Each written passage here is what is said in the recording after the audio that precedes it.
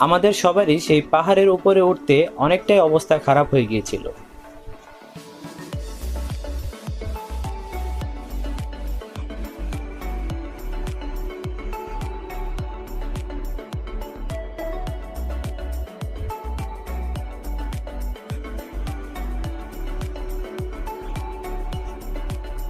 পাহাড়ের চূড়ায় পেয়ে যাবেন শরবতের একটি দোকান।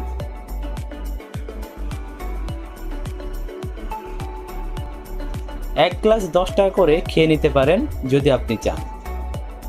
শরীর অনেকটাই রিকভার হয়ে যাবে এই এক গ্লাস শরবতের কারণে। চাইলে 10 মিনিট যাত্রা বিরতিও নিতে পারেন আপনি।